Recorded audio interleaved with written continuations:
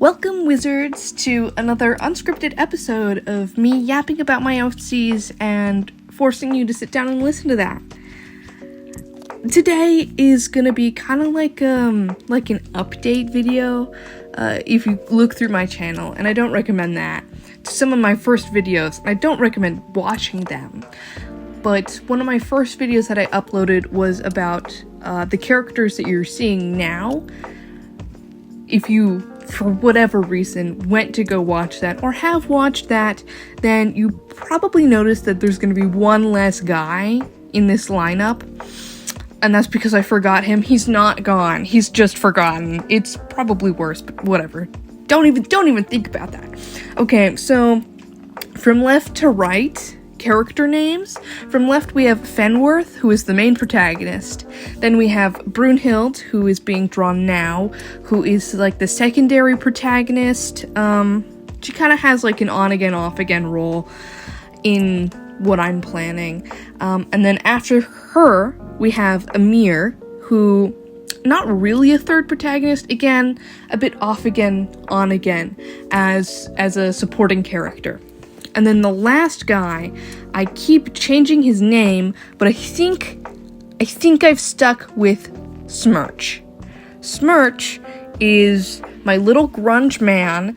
I haven't quite decided on him yet, but you'll kind of see the uphill battle I have with his outfit. And it is also completely different from the one that I gave him originally. So, Fenworth and Brunhild have pretty stable outfit designs. Fenworth is a little bit too tall here. I mean, I have to actually make her shorter. She's closer to 5 feet. He's a little gremlin boy. I love him. And now you might have noticed that Brunhild is 7 feet tall. That is on purpose. They're like a wood elf, kinda. Their lore gets whack. It's crazy. And then over here we have Amir, Short Queen. I love her. And I also had to do major updates to her design. And it also kind of doesn't really work, so I think I'm gonna have to go back in and change some things. But you'll see. I don't think the purple hits. I think it's just not contrasty enough. There needs to be more contrast. Amir's kind of like the stuck-up, She's from the guild. She's kind of stuck up. She's kind of in your face. She's like, yeah, I have paperwork to do. You can't do that. That's against the guild rules. Or you should be doing that. Because if you don't, then it's against the guild rules. So that's kind of like her entire shtick. And then here we have Smirch, my boy. As you can see, he kind of a grunge look. Kind of bright and yellow. I try and give everyone one main color, because that's just kind of how I vibe, how I work. I don't like it, though. I'm gonna be super honest. When we get to the other designs, which are coming up here in a second for Fenworth, I try and branch out a little bit more. Now, I don't think I succeed very well, as you'll see, but I do think I give them pretty interesting outfits. Okay, so let's get into Fenworth really quick. Now, I keep switching between pronouns, sorry, don't ask. But Fenworth, they are, pretty unhinged and very, very single-minded, I want to say. They are obsessed with fashion and creating looks and creating, wearable clothes specifically, and more specifically for adventures. So the whole premise of the story is Fenworth going into dungeons, legally or not, but going into these dungeons, fighting monsters, and bringing back materials to make clothes with. Fenworth is a very simple person, but also incredibly, powerful. The whole premise is kind of like a power fantasy flipped on its head, because you really don't want to put yourself in Fenworth's shoes, because again, Fenworth is unhinged, and the lengths and the brutality that he goes to get what he wants is not something people will find that they want to place themselves within. And also as like a surrogate character, they don't really work very well. I try and make all my character designs very unique and very specific, so that's another reason why it's not really a power fantasy. Okay, so let me talk about the outfits really quick and my thought process. Fenworth is going to be kind of more formal, more business casual, a little bit academic, but he's going to pretty much lean for his own personal style onto things that make him look like he could probably walk into a business meeting or also go to a party. So another thing that you'll notice is like the full bodysuit. That's because part of Fen's innate ability is tactile. It's this ability to let people also see spirits and spirit magic if they touch him, but people also don't usually have the mental fortitude to see spirit magic if that's not already innate within them. So they go crazy if they touch him, essentially. And that bodysuit is a barrier to, prevent people from going crazy. So that's like the whole reason behind that. I also think it's just a very interesting design detail, so it stays. Man.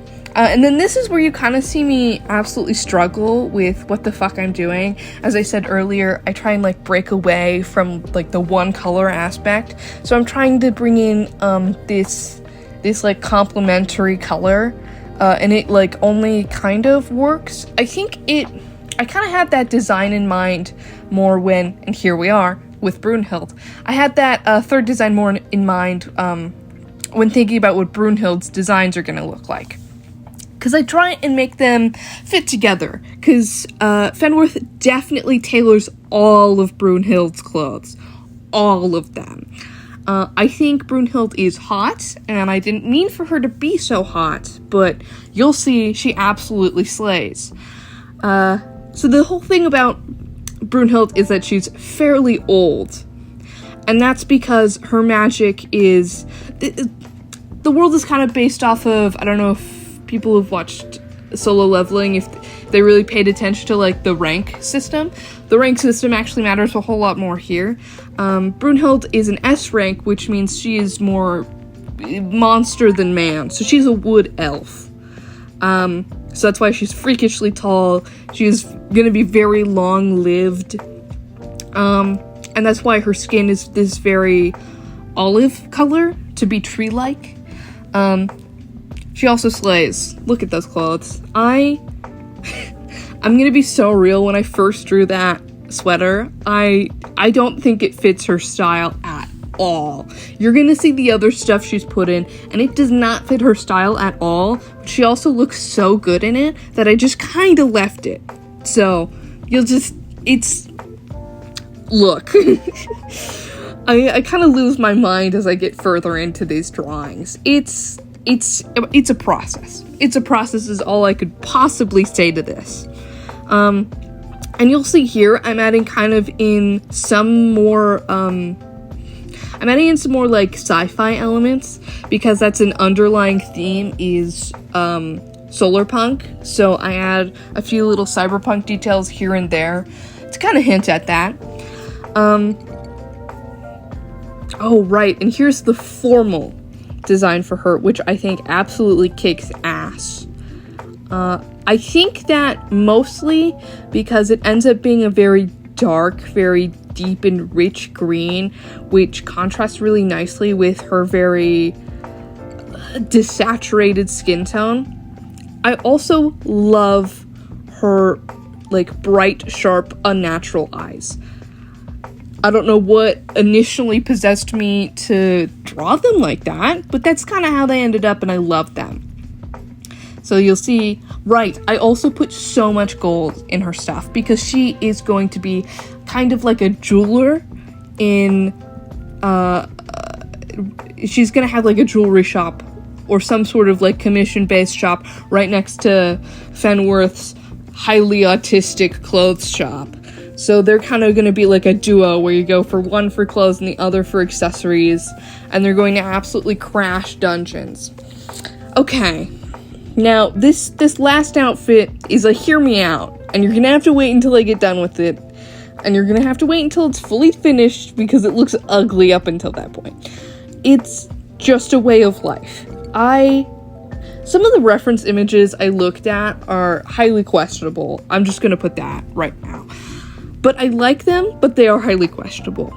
I don't know if I saved any of them. I'll maybe put them up, but look, man, I had to research so many black hairstyles for this. You have no idea. I don't know how hair works. Alright, and here's the finished product. Thank you guys for watching. Goodbye.